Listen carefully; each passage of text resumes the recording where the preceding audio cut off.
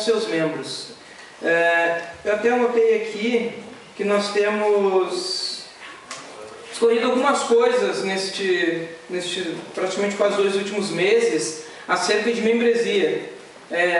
Comunhão, santidade, evangelização, disciplina, a vida particular do membro, de que maneira isso influencia na vida da igreja.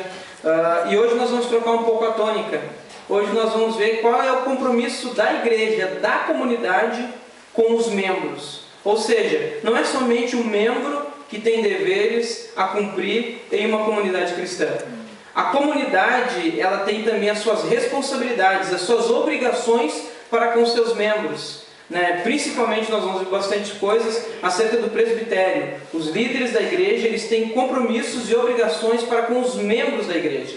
Então, de uma maneira geral, os membros têm suas responsabilidades. Nós estivemos tratando isso daí nos 2 últimos meses. E hoje nós vamos ver qual é o compromisso da comunidade para com estes membros. Porque nós vamos ver no Novo Testamento que é uma via de mão dupla.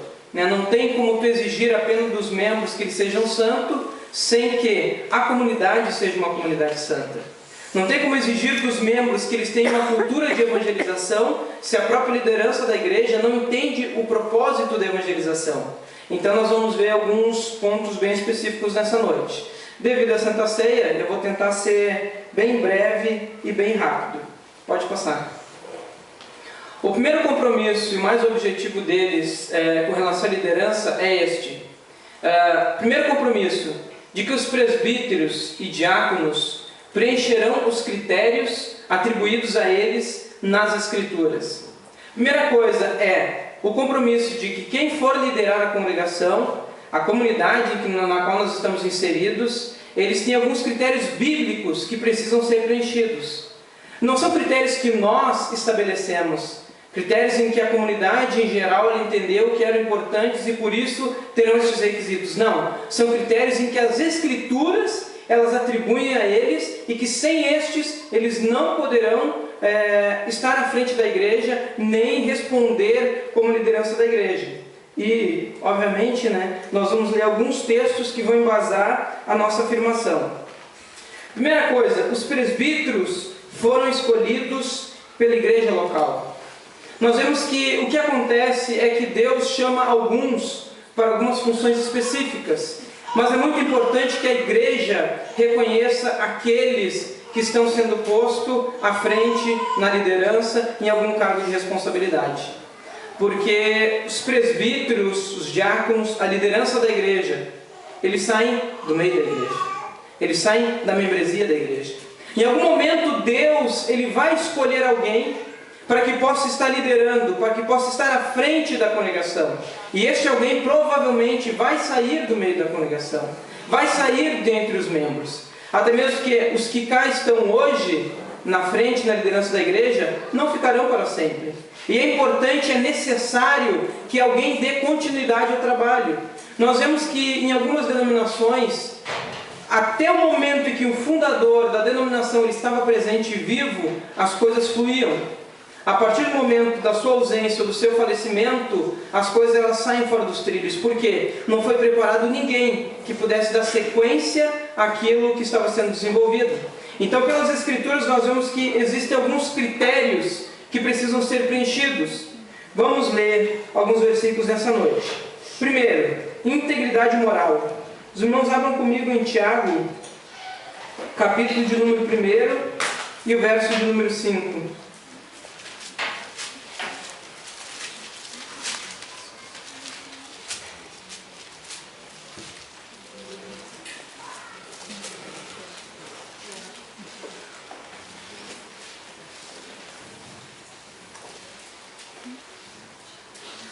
Se, porém, algum de vós necessita de sabedoria, peça a Deus, que a todos dá deliberadamente e nada lhes impropera, e ser-lhe-á concedida.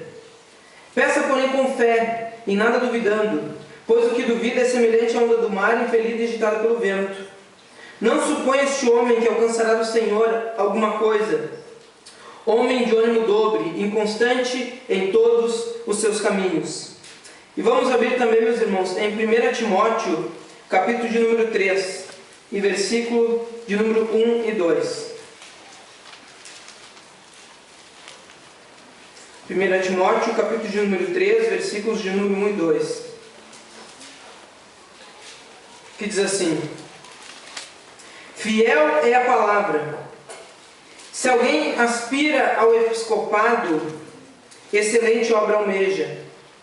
É necessário, portanto, que o bispo seja irrepreensível, esposo de uma só mulher, temperante, sóbrio, modesto, hospitaleiro, apto para ensinar, não dado ao vinho, não violento, porém cordato, inimigo de contendas, não avarento, e que governe bem a própria casa, criando os filhos sob disciplina, com todo respeito.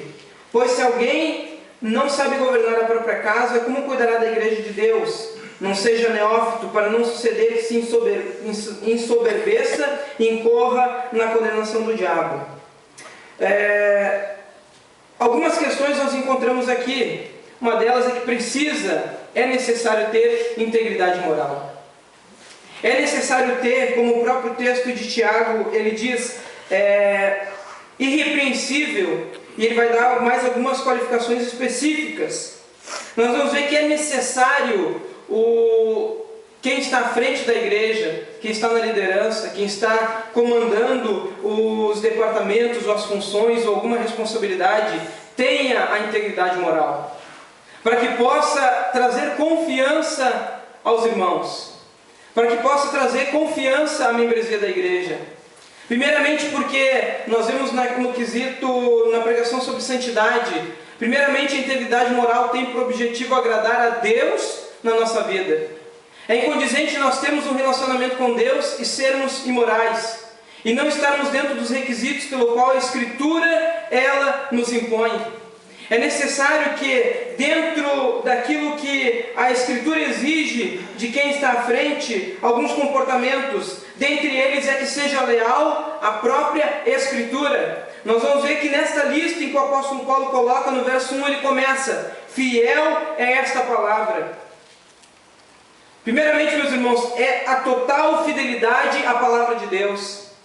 Ninguém poderá ensinar se não tiver a fidelidade à palavra de Deus, se não tiver amor pela palavra de Deus, se não tiver esta devoção em que saber que aquilo que nós fizemos não é simplesmente por uma mera soberba nossa de querer angariar um status de liderança. Pelo contrário, a gente sabe, vamos ver um pouco mais adiante, a responsabilidade que recai sobre aqueles que têm que cuidar do rebanho que é de Deus. Não é simplesmente porque é de uma congregação, porque pertence à denominação, não. A Bíblia Sagrada nos diz que o rebanho é de Deus. Cristo, Ele é o cabeça da igreja. Nenhum pastor ou líder é cabeça da igreja juntamente com Cristo.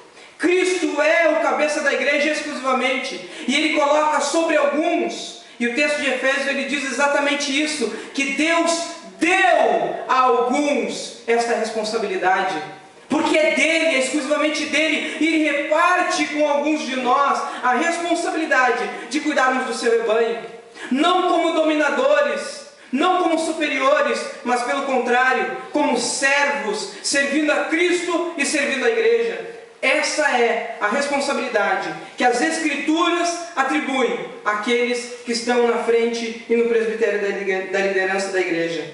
Tem que ter o dom para ensinar as Escrituras com lealdade.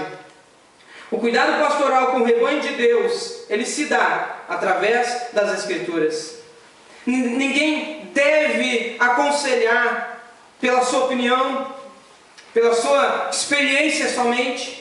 Ninguém deve aconselhar pelo seu conhecimento teórico da vida. Pelo contrário, o dom pastoral ele vem através das Escrituras. Ele flui das Escrituras. Porque senão nós vamos estar aqui simplesmente na nossa sabedoria humana tentando apacentarmos uns aos outros. Mas pelo contrário, é justamente porque Deus nos chamou e nos escolheu para congregarmos neste lugar, independente da função que nós ocupamos, mas nós sabemos que a nossa salvação, ela provém de Cristo, e é através das Escrituras que nós temos um relacionamento com Cristo. Por isso, o dom pastoral ele deve ser exercido através das Escrituras. Brevemente, essas são algumas responsabilidades atribuídas aos presbíteros da igreja. Vamos para o passo 2. O segundo compromisso que nós, como comunidade da Igreja do Botânico, assumimos perante vocês, perante nós mesmos, como membros dessa igreja, é: nós nos esforçaremos ao máximo para buscar a vontade de Deus para a comunidade, enquanto estudamos as Escrituras e seguimos o Espírito. Vamos ler mais alguns textos? 1 Pedro, capítulo 5, e versículo de número 1. Vocês vão ter um pouco de paciência, porque para todos os tópicos que nós temos alguns versículos que nós temos que ler para podermos embasar a nossa afirmação. 1 Pedro, capítulo 5, a partir do verso 1, que diz assim, o título é Os Deveres do Ministério. Rogo, pois, aos presbíteros que há entre vós, presbíteros como eles, e testemunhas dos sofrimentos de Cristo, e ainda coparticipantes da glória que há de ser revelada. Pastoreai o rebanho de Deus que há entre vós, não por constrangimento, mas espontaneamente, como Deus quer, nem por sorte da ganância, mas de boa vontade, nem como dominadores dos que vos foram confiados, antes tornando-vos modelos do rebanho. Ora, logo que o Supremo Pastor se manifestar, recebereis a imarcessível coroa de glória. Rogo igualmente aos jovens, sede submissos aos que são mais velhos. Outros sim, no trato uns com os outros, cingi-vos todos de humildade, porque Deus resiste aos soberbos, contudo, aos humildes concede a sua graça. Buscar a vontade de Deus, conforme descrito nas Escrituras. Veja bem que o apóstolo Pedro, ele mesmo se intitula presbítero, ele diz: eu, presbítero como vocês, presbítero como os demais, testemunha dos sofrimentos de Cristo, coparticipante da glória que há de ser revelada. Ele nos dá essa sentença: pastoreai o rebanho de Deus que há entre vós. E ele dá alguns critérios, e ele diz: como Deus quer, não como dominadores, dos que vos foram confiados, antes tornar-vos modelos do rebanho.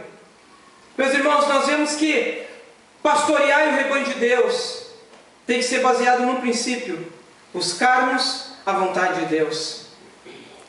Tendo visto o rebanho ser de Deus, não há outra maneira se não for pela vontade de Deus. Não há outra maneira se não for da maneira como Deus quer. Se não me engano, é o missionário Hudson Taylor que tem uma frase bem famosa. Não me lembro exatamente ela, mas é mais ou menos assim: quando a obra de Deus é feita pelo método de Deus, ela tem o sustento de Deus. E o método de Deus é as Escrituras. Amém. Não tem outro. Por isso que nós temos que buscar a vontade de Deus para a comunidade. Por isso que, meus irmãos, que nós somos exaustivamente, durante os nossos cultos, as nossas pregações, as nossas séries, as nossas atividades, vocês vão ver que há algo em comum. Todas elas envolvem as Escrituras. Porque não há outra maneira de descobrirmos a vontade de Deus se não olharmos para o livro que Deus nos deixou. Não há outra maneira para o cristão exercer a sua vida cristã se não for através da vontade de Deus. E a vontade de Deus está aqui na sua palavra, e por isso que nós precisamos, como o salmista nos diz, meditar nela de dia e de noite, para estarmos recebendo da água que vem do céu, para que o Espírito Santo ilumine o nosso entendimento e nós possamos diariamente estarmos meditando e nos alimentando da palavra de Deus. Isso é buscar a vontade de Deus. Se alguém perguntar para você como que vocês sabem, como igreja, como comunidade cristã, que vocês estão fazendo a vontade de Deus, a resposta é simples: porque lá nós buscamos a vontade de Deus nas Escrituras. Não que isso sirva como superioridade. Nós não somos melhores porque buscamos a Deus através das Escrituras. Pelo contrário, nós fizemos aquilo que toda igreja deveria fazer: buscar a Deus através da sua vontade. É um compromisso. Segundo, enquanto nós estudamos as Escrituras, Cristo exerce a sua autoridade por meio da sua palavra. O Espírito é o Espírito da palavra. E a autoridade de Cristo na sua igreja, ela vem através da sua palavra.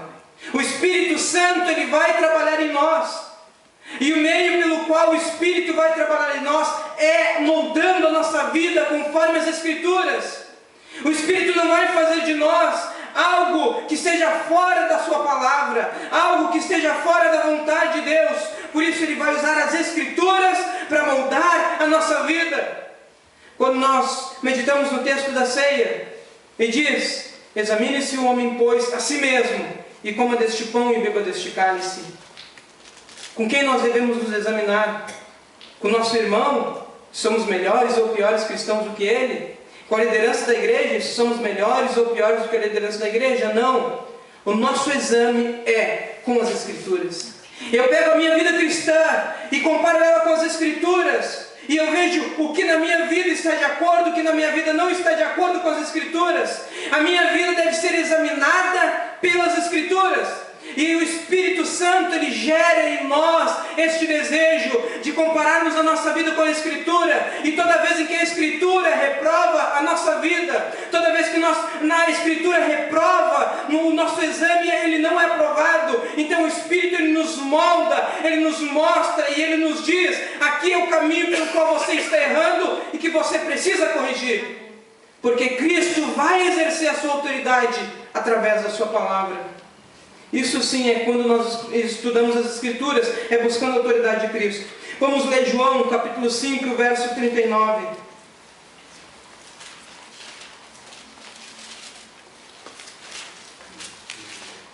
João, capítulo 5, verso 39. Examinai as Escrituras, porque julgais ter nela a vida eterna, e são elas que testificam de mim.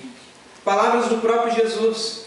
São elas que testificam de mim. Cristo exerce a sua autoridade através das Escrituras. Mateus capítulo 28 e o verso de número 18.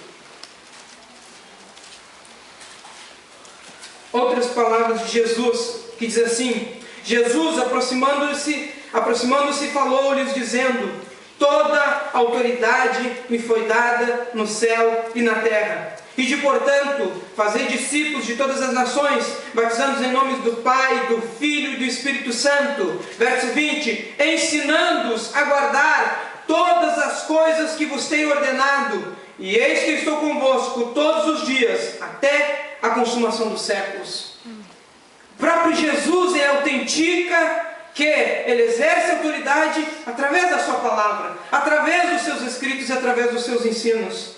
E por último, as Escrituras é o meio pelo qual Cristo governa a sua igreja. Vamos ler Filipenses capítulo 2, versículo 9 ao 11.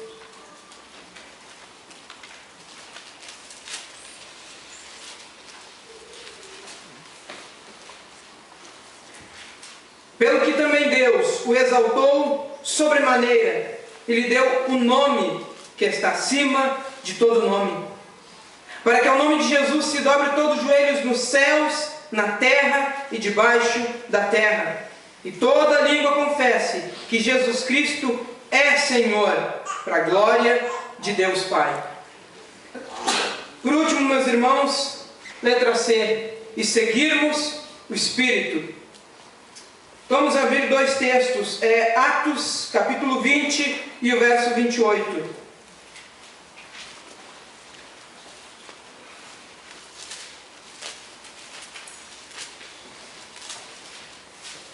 Que diz assim: atendei por vós e por todo o rebanho sobre o qual o Espírito Santo vos constituiu bispos, para pastoreardes a igreja de Deus, a qual ele comprou com o seu próprio sangue. Somente este verso, meus irmãos. Atendei por vós e por todo o rebanho sobre o qual o Espírito Santo vos constituiu.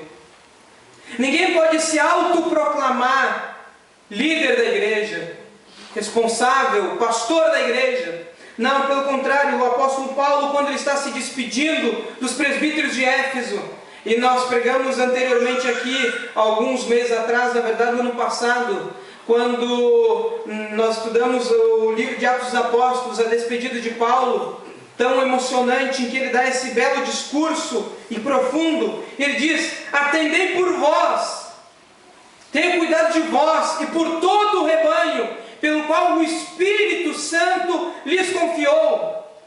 E mais, ele continua dizendo: e vos constituiu bispos para pastoreardes a igreja de Deus, a qual ele comprou com o seu próprio sangue.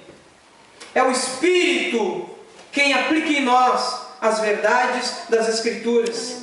É o Espírito quem traz à tona, é o Espírito quem escolhe. Nós vemos quando a igreja está orando, escolhe Barnabé e Paulo para a obra missionária.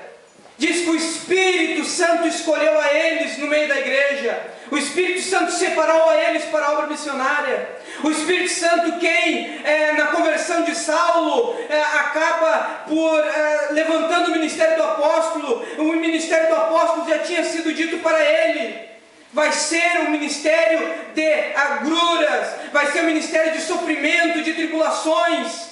O próprio apóstolo Paulo, ele vai dizer aqui neste trecho da despedida de Éfeso, que o Espírito Santo havia dito a ele que ele passaria de cidade em cidade, e que ele sim, tinha por certo que o que ele encontraria seriam cadeias e tribulações, mas mesmo assim é o Espírito Santo quem está guiando todas estas coisas. E nós temos como propósito nos esforçarmos para seguirmos a vontade do Espírito. Ainda que por vezes ela não é a nossa vontade, ainda que por vezes ela não é a direção em que nós queremos dar, mas nós precisamos nos esforçarmos para seguirmos a vontade do Espírito. Mais um texto, Efésios capítulo 13, verso 16, que diz assim: para que segundo a riqueza da sua glória vos conceda que sejais fortalecidos com poder, mediante o seu Espírito no homem interior. Assim, habite Cristo no vosso coração pela fé, estando vós arraigados e alicerçados em amor, a fim de poderes compreender com todos os santos qual é a largura e o comprimento, a altura e a profundidade, e conhecer o amor de Cristo que excede todo entendimento, para que sejais tomados de toda a plenitude de Deus. Para que segundo a riqueza da sua glória vos conceda e sejais fortalecidos com poder, mediante o Espírito. Meus irmãos, que nós oremos e pedimos: Senhor, que nos conceda esta graça, que nos conceda esta fortaleza de estarmos seguindo a Tua vontade através do Espírito Santo. Que não seja a nossa vontade, que não seja na nossa força, que não seja na nossa própria capacidade, mas sim, conforme nos diz o texto, para que com poder, mediante o seu Espírito no homem interior, para que quando estivermos fracos, o Espírito nos fortaleça, para que quando estivermos desanimados, o Espírito nos anime, para que quando estivermos em dúvida, o Espírito nos oriente, e sempre vai fazer isso através da sua palavra. Vamos ao tópico 3. Terceiro compromisso: pastoreá-los e buscar seu crescimento como discípulo de Cristo no seu aperfeiçoamento para a obra do ministério e orando sempre por você. Terceiro compromisso que nós temos e assumimos: de pastoreá-lo e buscar seu crescimento como um discípulo de Cristo, em parte por meio do seu aperfeiçoamento para a obra do ministério e orando sempre por você, principalmente quando estiver doente. Vamos ler mais alguns textos. Pastoreá-los e buscar o seu crescimento como discípulos de Cristo. Um dos nossos propósitos aqui é que nós tenhamos uma cultura de discipulado, que não seja um programa de discipulado. Não, nós precisamos ter um dia específico, uma hora específica, uma literatura específica para nós discipularmos. Não é a maneira como nós olhamos para as Escrituras e encontramos isso. Pelo contrário, nós vemos justamente um dos textos que nós lemos: ide e fazei discípulos. Não apenas no horário e na hora marcada. Pelo contrário, a nossa intenção é que todos nós tenhamos uma cultura de discipulado. É você não precisar esperar que alguém lhe diga: para auxiliar alguém, para colaborar com a vida de alguém. Pastores e como liderança da igreja, nós vamos procurar instrumentalizá-los. Vamos procurar trazer a vocês as ferramentas, trazer o crescimento para a membresia da igreja, de tal modo que os próprios membros possam discipular uns aos outros. Não especificamente num programa específico, mas sim numa vida específica. A minha vida, ela serve para discipular a vida do meu irmão. O meu talento serve para ser usado para o crescimento do meu irmão. Eu estou aqui e vou usar aquilo que eu tenho, o meu tempo, as minhas finanças, a minha inteligência, a minha experiência, para auxiliar os novos convertidos a andarem na fé em Cristo Jesus. Nosso pensamento de cultura e discipulado é isso, é algo que não depende da ordem de alguém, mas pelo contrário, nós temos isso em nós, de discipularmos uns aos outros. E é isso que nós queremos enxergar através das Escrituras do Novo Testamento. 2 Tessalonicenses, capítulo de número 1 e o verso de número 3. 2 Tessalonicenses, capítulo de número 1 e o verso de número 3.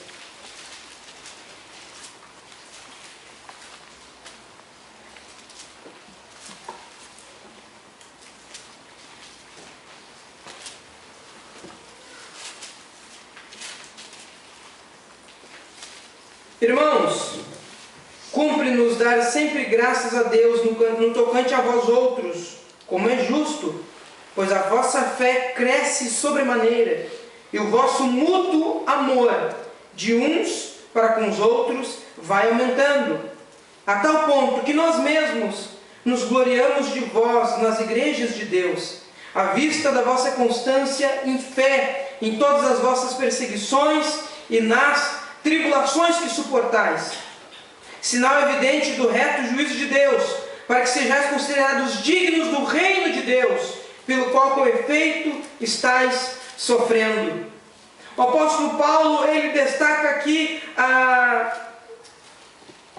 no versículo de número 3, como é justo, pois a vossa fé cresce sobremaneira, e o vosso mútuo amor de uns para com os outros vai aumentando. E é este o nosso propósito, para que o amor mútuo entre os irmãos, ele vá aumentando. Conforme Gálatas capítulo 6, versículo 2, levai as cargas uns dos outros.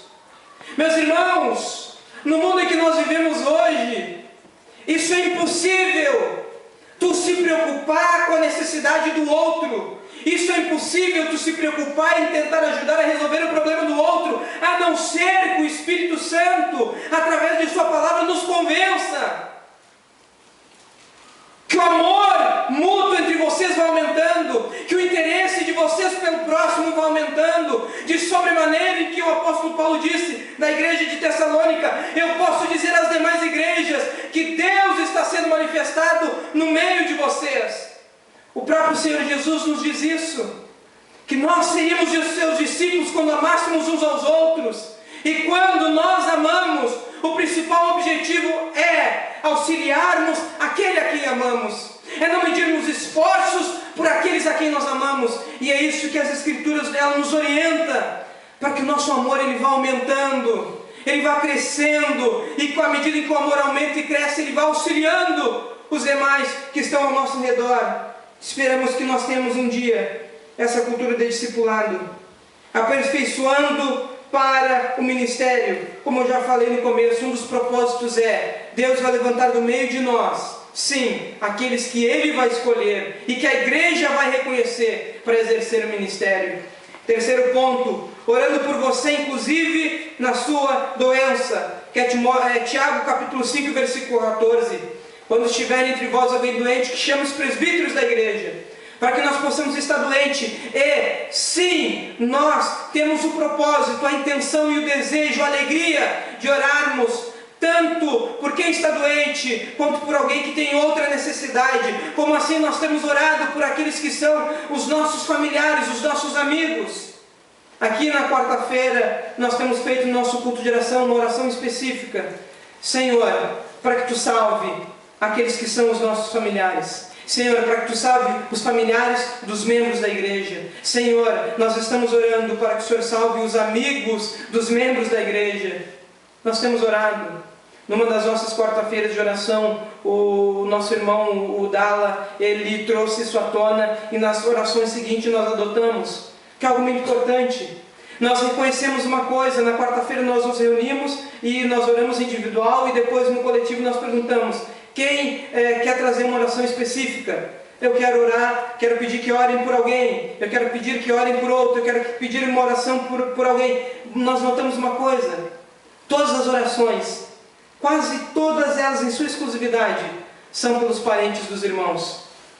Então nós começamos a orar: Senhor, que Tu salve os parentes da família dos nossos irmãos, porque é impossível para um cristão que anda com Jesus Cristo, que tem a presença do Espírito Santo, que encontra na Palavra de Deus tudo isso, os tesouros que nós temos encontrado aqui, e não vai ter o desejo, que não vai ter o propósito, o coração ardendo, para que os seus familiares também sejam alcançados por esta Palavra.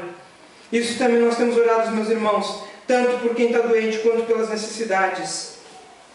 Neste terceiro ponto ainda, somos pastores do rebanho de Cristo, e esta tarefa, ela é dupla, quando diz ali, sobre pastorear e buscar seu crescimento como discípulo de Cristo. Quando há um pastoreio, há dois objetivos bem simples e rápido, e pelo horário eu vou ter que encerrar aqui. Primeiro, na questão do pastorear do rebanho, é uma tarefa dupla, conforme o escrito do apóstolo Paulo: alimentar as ovelhas e proteger dos lobos. Alimentar as ovelhas é ensinando a verdade bíblica. Alimentar as ovelhas é ensinando a verdade das Escrituras. É assim que se alimenta o rebanho de Deus, com a Palavra de Deus. Ela é o nosso alimento. Ela é aquilo que nos fortalece, ela é aquilo que nos dá a sustância necessária para enfrentarmos todas as dificuldades. Então, na tarefa de pastoreio é justamente, primeiro, alimentar o rebanho, ensinando a verdade. Segundo, protegê-los dos lobos, que é, com relação à membresia, adverti-los dos erros, adverti-los das heresias, adverti-los das interpretações errôneas das Escrituras. Justamente é a advertência para que nós venhamos ter uma vida cristã correta através das Escrituras. E nós vemos no texto do apóstolo Paulo, e é o último que nós vamos ler, Atos, capítulo de número 20. Eu gostaria que todos os irmãos abrissem para ler. Quando o apóstolo Paulo ele se despede da igreja de Éfeso, no capítulo 20, e versículo de número 29, ele diz assim: eu sei que depois da minha partida, entre vós penetrarão lobos vorazes, que não pouparão o rebanho, e que dentre vós mesmos, se levantarão homens falando coisas pervertidas para arrastar os demais atrás deles. Portanto, vigiai, lembrando-vos de que por 3 anos, noite e dia, não cessei de admoestar com lágrimas a cada um. Agora, pois, encomendo-vos ao Senhor e a palavra da sua graça, que tem poder para vos edificar e dar herança entre todos os que são santificados. O apóstolo Paulo ele nos traz aqui sobre a questão do pastoreio, principalmente sobre proteger o rebanho dos lobos, que é verso 29: depois da minha partida entre vós penetrarão lobos vorazes, que não pouparão o rebanho. Penetrarão, virão de fora, que é um elemento externo. E diz assim, entre as anotações que eu fiz contra os falsos mestres, nessas duas ameaças, uma é externa, que seriam os ímpios.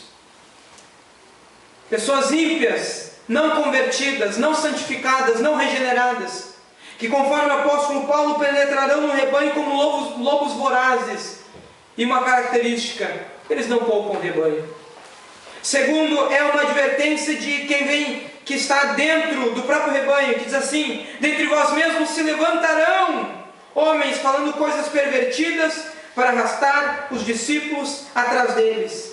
Então o pastor ele tem dois objetivos: alimentar as ovelhas ensinando a verdade e protegê-la dos lobos vorazes, que é nos advertindo contra os erros.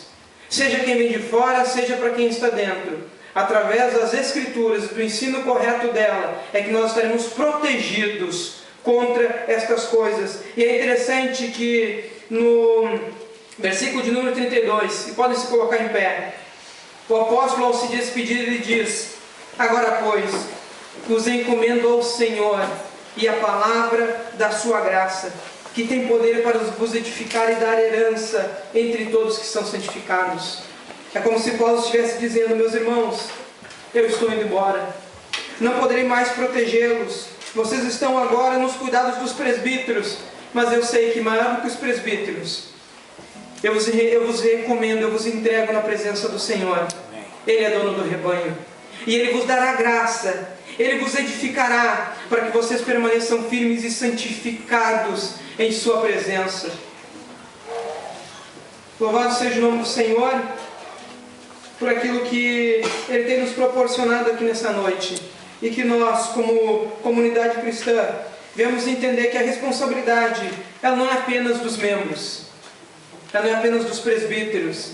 A responsabilidade e o compromisso é de toda a igreja, de nos amarmos e admoestarmos, fortalecermos uns aos outros em amor, e que assim nós temos orado e trabalhado dentro das nossas forças para cumprir isso, os compromissos da comunidade para com os membros.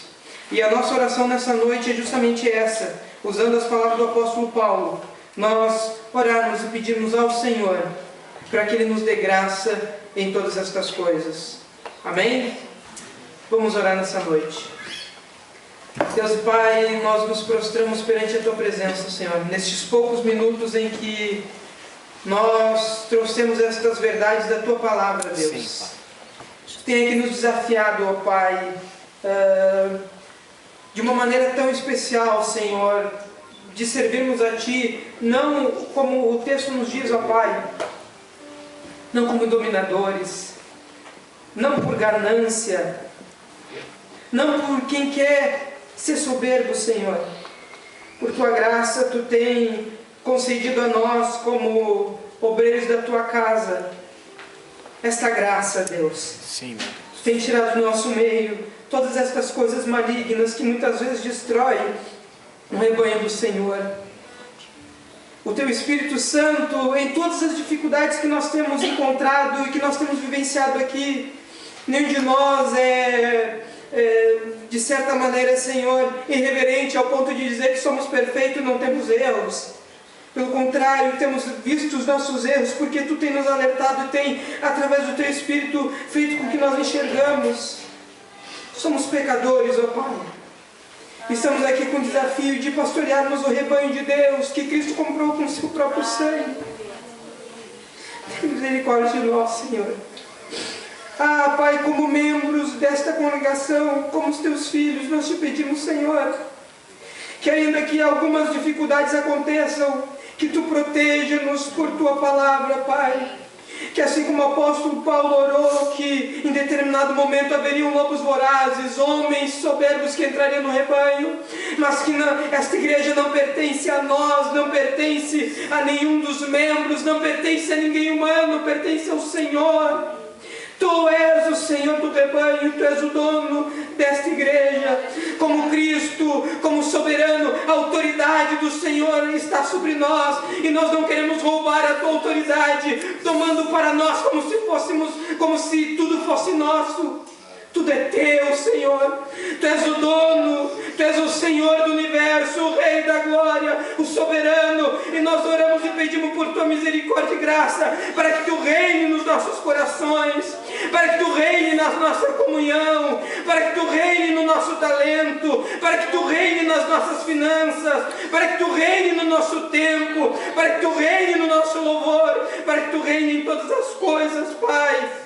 Te pedimos nessa noite, Senhor, de uma maneira particular eu te peço que na minha incapacidade, tudo aquilo que eu não consegui transmitir aos meus irmãos, que o Teu Espírito Santo fale aos corações deles, traduza aos corações deles aquilo que é a Tua vontade. Ó Deus, nessa noite tão especial, em que nós estaremos aqui celebrando a Santa Ceia, em que nós estaremos aqui diante da Tua presença, como fizemos, confessando os nossos pecados, mas desfrutando do Deus vivo e eterno, que está no nosso meio através do Seu Espírito.